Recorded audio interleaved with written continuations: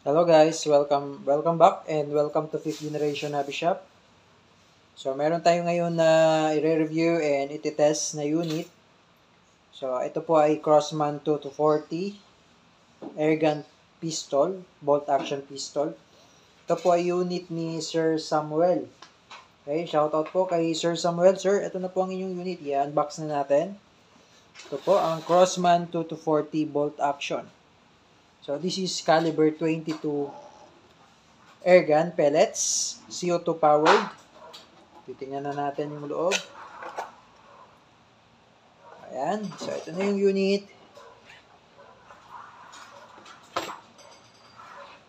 Crossman 2240. This is a bolt action pistol. Ayan. Bolt action siya. Ayan. Ito naman yung kanyang safety. Ayan. Manual safety. Ayan. Pag nakalubog yan, safe. Pag nakaangat, ready to fire. Okay, so wala pa kasing siyang CO2. Okay? So, unit ni Sir Samuel. Crossman 2240 bolt action. So, ito yung mga inclusion. Ayan. GSB Match Jabolo. Ayan. 300 pirasong caliber 22 pellets. Ayan. Buksan natin yung laman. So, ayan siya. Ayan siya, guys. Caliber 22. Okay. Pellets. And this is the CO2 12G. ESG brand. This is 12G. So, meron siyang included na 5 piraso.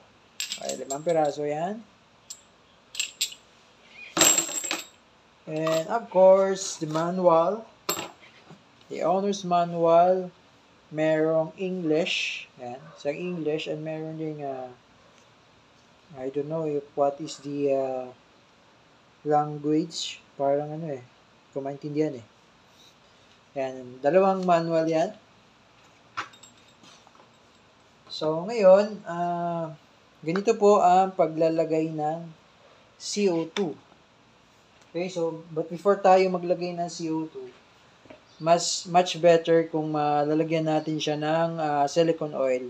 Yung pinaka lagayan. Dito kasi lalagay natin yung CO2. Ayan, dito natin lalagay. Buksan natin to. Tapos, dyan nilalagay yung CO2. Okay, so, much better kung lalagay muna natin siya ng oil, silicone oil. So, ito sir, hindi pa po ito kasama sa ating package. Bukod pa po siyang nabibili. Ito po yung tinatawag na silicone oil. So, ito po ay nakakatulong sa pag-seal. Okay, pag-seal sa mga o-ring ng ating unit.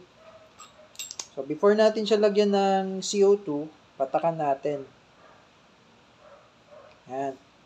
And then, etong CO2, ito, yung dulo niya, lagyan nyo siya ng silicone oil. Ayan. Much better na makakuha din kayo ng silicone oil para ma-seal natin palagi yung ating unit, yung mga o-rings. Ayan. So, ilalagay ko lang dyan. Ayan. Tapos, papasok ko to. Then, higpitan natin. Ayan. Okay. So, pwede kayong gumamit ng flat screw para surely mas mahigpitan nyo ng mabuti. Gagamit ako ng flat screw para surely mahigpitan ko siya ng mabuti. Siguro yan. Okay na yan. Mahigpit na yan. Okay. So, ayan. And then, pag maglo-load kayo ng bala, dito yan sa bolt. Ayan. Okay. So, bubuksan lang natin.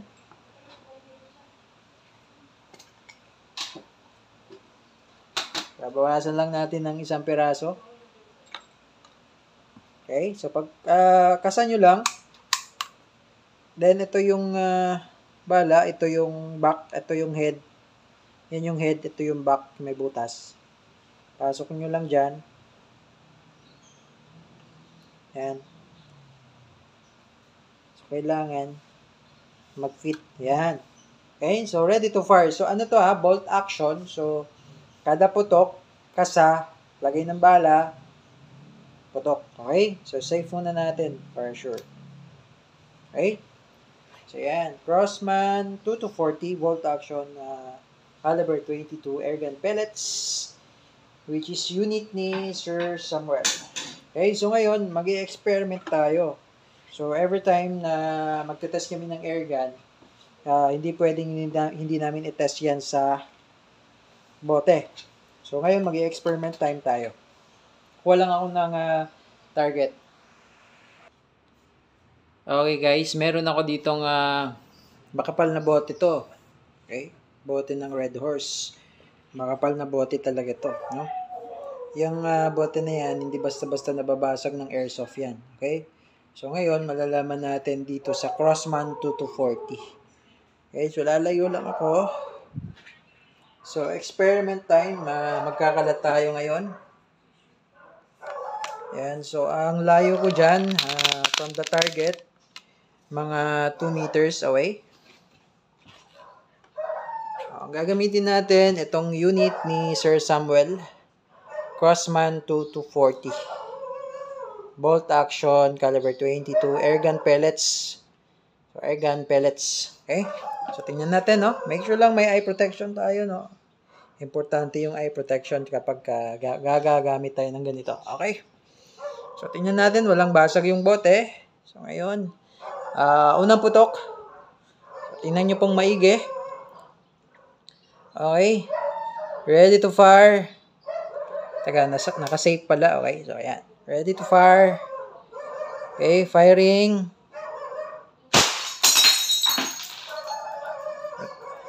Tingnan nyo. Kung gaano kalakas si Crossman 2 to 40. Ganun siya kalakas. Okay, unang putok pa lang. Wasak na wasak ang ating target. Yan. So,